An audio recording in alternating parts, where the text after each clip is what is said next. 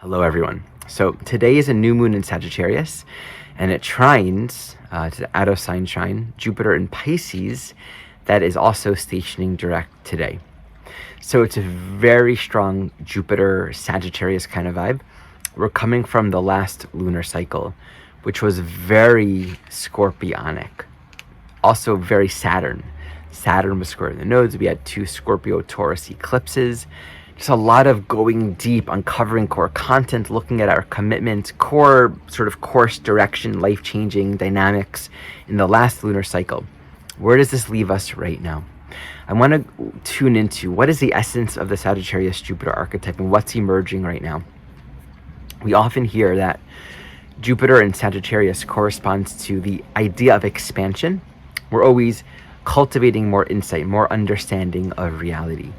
So this relates to everything in life, like our understanding of what life is all about and our comprehension of our own journey and our own growth. And every experience, we can say, offers its own teachings, right?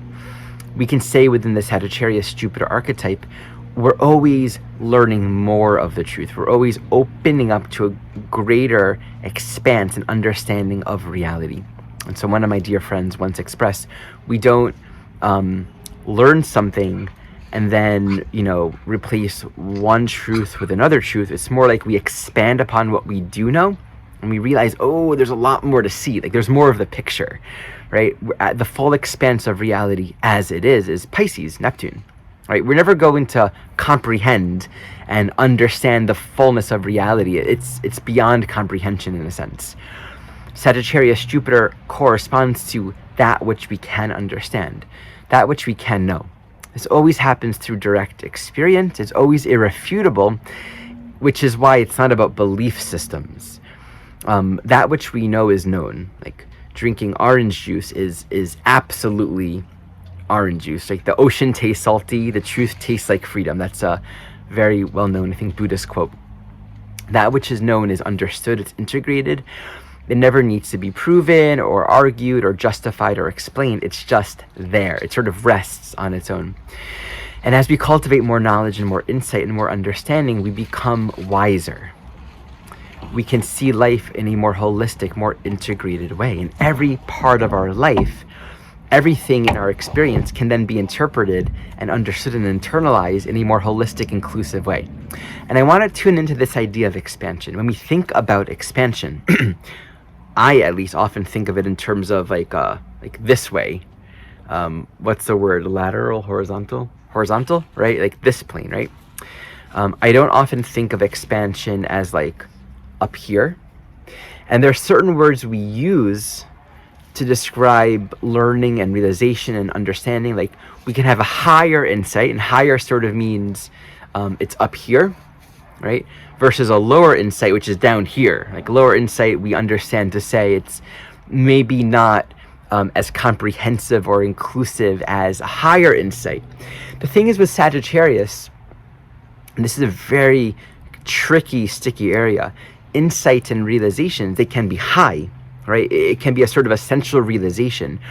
And it's very tricky in a state of realization to, one, understand that there's a lot more to see, and that truth doesn't just want to be high, right? So this idea of expansion, it doesn't just go this way and doesn't just go this way. It also goes this way and this way and over there. Like every crevice of life experience is where insight can be expanded into. And there's always that potential for a realization to become, in a way, inaccessible or alienating, especially when it's of a higher ultimate spiritual principle. The question in the Sagittarius Jupiter journey really then becomes, how can we live that and apply that more fully in our lives? Now, truth is never going to say, you're wrong, I'm right, or well, you don't understand it, or here's the answer, but here it's not going to work. There's something deeply compassionate and beautiful about the journey of realization, that it takes us deeper and deeper and deeper into more crevices and nuances of our life experience. And anytime that we have an insight or understanding, we're going to find that insight and understanding, it wants to expand But the very nature of that expansion is literally always into the places that we have not yet gone. That's why this archetype also corresponds to long journeys and foreign travels.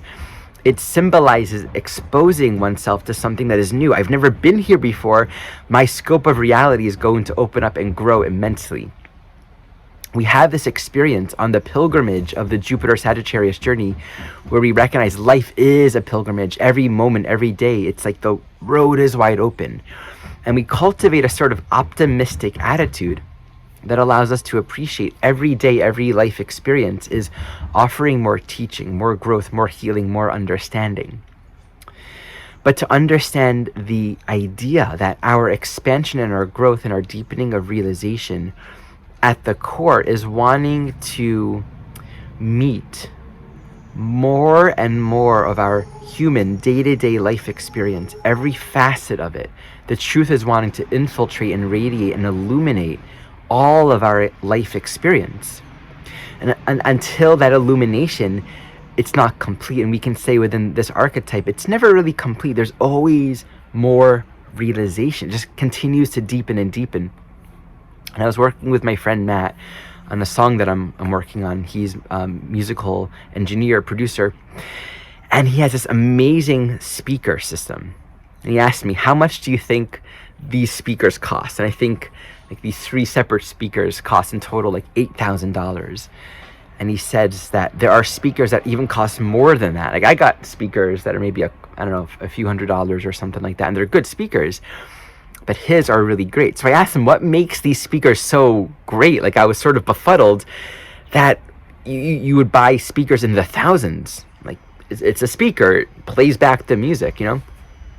And I can get the idea that, you know, playing music on your iPhone, for example, might be limited, right? You may not get the high end and the low end and more nuance. It might be a little more compressed on a phone, but a speaker, it gives it more space, right? It amplifies it more and you can get more of it, right? Maybe if you have a subwoofer and some other instruments out there, it might gather more of a nuance. And he explained how these speakers have these like tube systems that allows the full scope of the song to be expressed such that, and this is a very common thing in musical production work, most of the time you record a song in a studio, but then you got to listen to the song in your car. Right? Different speaker systems that are designed differently are going to accentuate different parts of the song. And you actually often have to go back and forth between different listening environments because you might lose some parts of the song. Like not everyone's going to listen to my song on a really great speaker. In fact, most people are going to listen to music on their iPhone, right? Or maybe in their car. Maybe some people might use a simple speaker, right? So when producing music, you want to make sure that the sound is going to be translatable in all different kinds of sound systems. And I thought that was so profound. I said to him, I want to be like that speaker. Right? I want to take in the music, take in the teaching, take in the information, and play it back in a way that is accessible and accommodating and that works for all different kinds of listening environments. Just think of the analogy of that. We can have a speaker that's brilliant and great, but then you take that song and you put it in the car and you're not getting the same quality. You could have a teacher sharing a beautiful insight, and then you take that insight into a different person's brain and it doesn't land as well, or maybe it translates in a different way. There's a way of bringing forth teaching. There's a way of cultivating an understanding of reality that can be understood and translated in all different kinds of environments and is relatable according to all different kinds of human experiences. Right? No one in the world can share the kind of experiences that I've had. I can't ever share the experiences that you've had. Right? And the unique flavor of our insights is going to always be very specific to our unique life experience. And we're all going to have certain realizations about the soul journey, about our path here. We're going to frame it in completely different ways and think about it in different ways. And then when we talk about it, to actually bring forth a quality of spaciousness and expansiveness, so that what we've come to recognize is that the energy that I want to hold is like, it's like this. You know, it's like there's a lot of space in it, and the sound waves have a lot of space to move, and it's very fluid and adaptable. It's not rigid and doesn't become dogmatic, because someone else with a completely different experience is going to hear something and say, oh, yeah, but what about this? Or that doesn't work, or that's not true. And they're not wrong, because I'm not wrong either. And I'm not necessarily right, and they're not necessarily right. The teaching here, it's really not about right and wrong. It's about the authenticity of our own personal experience, the authenticity of our own personal understanding. And there's a compassionate quality that we can cultivate when we allow our understanding to constantly be shaped and expanded by the ongoing test and pressure of every single person in this world having a different quality of life experience. So I just want to share this little reflection just as a blessing as we move through this new phase, Jupiter moving direct, soon to go through Aries, moving through Aries into Taurus. There's an immense journey of growth and realization here. Let's hold this compassionate perspective and prayer that everything that we're learning, there's always so much more. And the challenges and confrontations that might arise on this soul journey are actually just inviting us not to give up on the journey, not to give up on the practice, not to give up on our devotion, but to be open, to be expanded in all directions even further, to become more encompassing, more inclusive, more present to the wholeness of life. And I have a few announcements for you. One, Making Miracles Happen Online Summit. It's a free summit where my friend Adrian has interviewed a handful of individuals with their inspiring stories and tales of miracles and healing. It's just an inspiring event. It's free. I'm interviewed. I actually share my story of the 5-year window that it took for me to record my album, and all of the deep lessons and healings that occurred for me in that process. It was a really enjoyable conversation. So check that out in the description below. Second announcement, I'm going to be offering a free class on December 11th, 12 o'clock Pacific time, on the topic of fate, choice, and the natal chart.